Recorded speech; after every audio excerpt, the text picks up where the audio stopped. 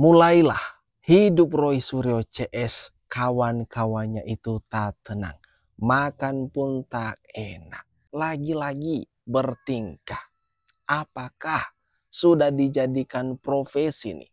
Nyinyir sana, nyinyir situ, kemudian fitnah. Mengenai logo terbaru daripada PSI Gajah, tetapi diartikan lain sama Roy Suryo. Gimana nanti teman-teman? Ini dia videonya, mari kita tonton. Ngakunya sakit, tapi masih bisa teriak-teriak di kongres partai. Partai yang gambarnya gajah. Gajah yang artinya gak punya ijazah. Waduh. Ngakunya sakit. Ini gimana teman-teman? Menurut kalian, sepertinya hidup Roy Suryo ini nggak tenang. Kalau nggak nyinyir, nggak nyentil Pak Jokowi dan keluarganya, ini buktinya. Mereka sepertinya kepanasan dengan pergantian logo PSI yang kemarin itu sempat heboh, menghebohkan media sosial. Tetapi ditafsirkan sendiri sama Roy Suryo, gajah artinya nggak punya ijazah. Tuh fokus dah. Mending fokus saja sama kasusmu yang sekarang. Mengenai calon-calon tersangka yang 12 orang itu. Silakan dah. Sodorin, kumpulin bukti-bukti daripada tudingan kalian. Saya yakin bahwa ada kepentingan di balik ini. Pertama, menjatuhkan harkat martabat beliau sebagai mantan presiden. Yang kedua, mungkin ya bisa saja, saya tidak mendahului, kemungkinan agenda politik ada di balik ini. Ini yang perlu diwaspadai oleh negara. Betul. Kalau tergiring dengan ini tadi, bisa nanti terjadi instabilitas.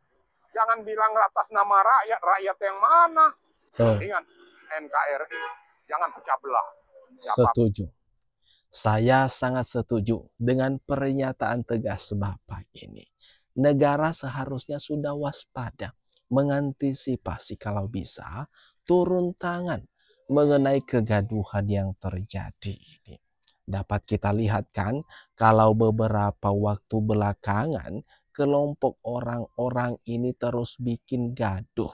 Habis nuding sana, nuding A, nuding B, nuding C, dan seterusnya. Itu saja yang dilakukan orang-orang ini. Masa ya negara nunggu gaduh besar dulu ya kan?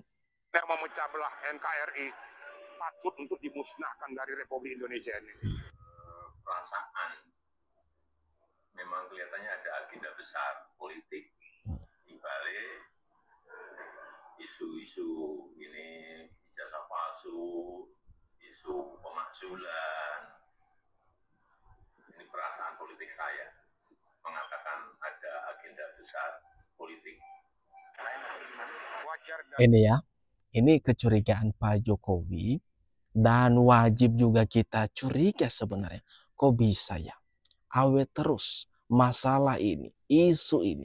Kalau masalah ijazah Jokowi misalnya, ini sudah berjalan, ini bukan hal baru loh. Sudah bertahun-tahun, bisa berkisaran 6 tahun lebih ini. Ini ada isu ijazah Jokowi palsu. Dan kenapa bisa awet sampai sekarang? Bahkan demo berkali-kali di berbagai tempat. Siapa yang membiayai? Siapa yang membackup semua ini? Kok bisa berjalan sampai sejauh ini? Wajib kita curiga. Dan kecurigaan Pak Jokowi di sini juga dia menegaskan kalau dia menduga ada orang besar di balik ini semua dan ada agenda besar di balik isu. Ini ada dua nih. Di balik isu ijazah Jokowi palsu, kemudian di balik isu juga pemakzulan wakil presiden Mas Gibran. Sekuat-kuatnya Pak Jokowi, dia masih punya iman, masih punya nurani. Dengan apa yang bergulir tidak sesuai dengan fakta alam pikirannya.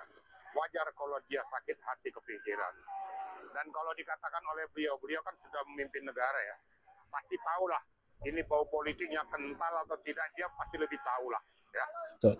kemudian dia akan membuktikan pengadilan suatu langkah yang bijak, ya, supaya ini tidak bergulir terus. Ya, menurut saya kalau ada agenda politik, ini warning kepada negara. Seorang mantan presiden sudah menyampaikan itu warning. Tidak penting intelijen turun untuk mencermati ini, untuk melihat ini, untuk memverifikasi ini. Jangan lagi buat carut-marut di negara kita. Jangan buat instabilitas di negara kita. Segera saja bergulir untuk membuktikan kehadapan hukum, kehadapan umum, kehadapan negara, bahwa persoalan ini jangan ditarik-tarik ke hal yang tidak penting, justru merusak tatanan negara Republik Indonesia. Gitu kira-kira. Betul, betul. Saya sangat setuju sekali, bagus sekali. Memang sudah sangat tepat ya langkah yang diambil oleh Pak Jokowi mengenai hal ini, isu ijazahnya ini. Karena kan sudah bertahun-tahun Pak Jokowi sudah sabar dan sabar. Tetapi rasa-rasanya Roy Suryo dan kawan-kawan ini makin hari makin ngelunjak. Kemudian semakin banyak tudingan-tudingan terhadap Pak Jokowi. Makanya dia mengambil langkah hukum untuk membuat semua ini terang benderang di pengadilan nantinya. Saya tanpa intervensi atau tanpa norma kita melihat indikasi pidana-pidana yang terjadi, fakta-fakta hukumnya, ini nggak ada yang bisa mengelak. Kalau menurut saya sih tidak mendahului Tuhan. Ya, ini udah hampir kalau katanya Roy Suryo 11.000 triliun masuk penjara. Ya, jadi intinya bahwa tanpa kita mendesak, ya kan, biarkan saja Polda Metro Jaya memprosesnya dengan baik dan benar. Mari kita masyarakat sama-sama mengamati, sama-sama mengawasi dengan baik, ya kan. Jadi tidak ada yang nanti mengatakan bahwa ini dikriminalisasi atau ini sengaja disetting, ya kan. Jadi kita serahkanlah kepada Polda Metro Jaya. Nah, dengar tuh Roy Suryo CS, respon Dokter Tifa.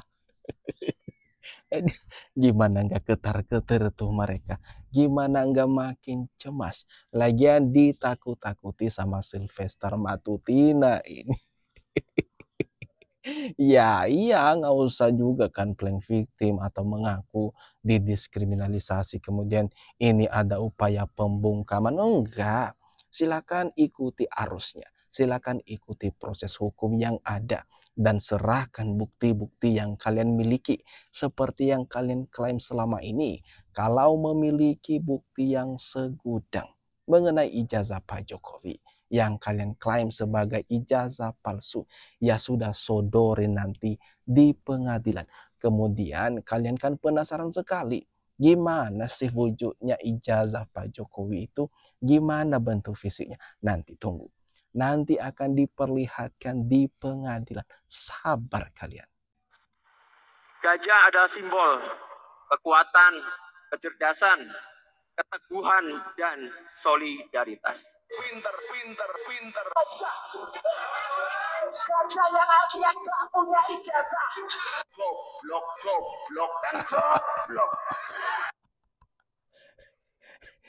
Gimana nih teman-teman? Gimana menurut kalian adu kepintaran Kaisang versus Roy Suryo? Kaisang menjelaskan mengenai makna logo PSI, kenapa memilih gajah sebagai logo partainya. Tetapi ada tafsiran lain, tafsiran blunder dari seorang yang mengaku-ngaku pakar telematika. Ini Roy Suryo nggak ada kerjaan. Kerjaannya ya nyinyir, itu aja. Kerjanya nyinyir, nyentil, fitnah Pak Jokowi dan keluarganya. Akhirnya apa teman-teman? Akhirnya apa yang didapatkan beliau ini? Ya ancaman masuk bui lagi. Anda juga nggak punya legal standing. Ada. Sebagai apa legal standing Anda? Nggak ada, Mas Roy. Kami Ya. kita kampus UGM. Kita mau lihat aja, TPU aja legal standingnya itu tanda tanya. Gitu loh, makanya kandas. Apalagi Anda nggak punya legal standing sama sekali. Anda juga nggak bisa meneliti itu secara hukum. Gitu loh. Oke. Anda Salah. bukan peneliti yang Salah besar. apa namanya? Orang Ada ngasih undang-undang yang gini nih. lo Apa? udah berkali-kali jasa palsu ini ditolak, Mas Lo Roy. apa? Dengar dulu. Ketika undang-undang Makanya Anda dasar ini masuk penjara. Udah. Inilah detik-detik Roy Suryo nggak bisa membela, nggak bisa membeberkan alasan. Sylvester Matutina membuat Roy Suryo ini kalah telak. Mingkem, bungkem. Ya mau gimana? Di sini kan Sylvester Matutina menegaskan kalau Roy Suryo CS ini nggak memiliki legal standing alias tidak memiliki hak untuk meneliti ijazah Jokowi ini. Tidak memiliki hak meneliti ijazah Jokowi asli atau bukannya. Tidak ada legal standingnya. Tetapi di sini seperti biasa Roy Suryo cuma nyengir dan mengatakan salah betul itu, salah betul itu. Enggak ada pembelaan sama sekali. Seperti halnya juga disinggung sama Sylvester tadi mengenai TPUA yang status hukumnya itu juga masih dipertanyakan. Ulah tingkah daripada Roy Suryo ini semakin hari semakin aneh saja, teman-teman. Dan ini tentu bukan menguntungkan dirinya, malah merugikan diri sendiri dan kelompoknya, memperdekat mereka ke pintu jeruji besi. Nah, gimana teman-teman? Menurut kalian, coba dah komen. Silakan tuliskan, tinggalkan komentar baikmu di kolom komentar yang di bawah ini.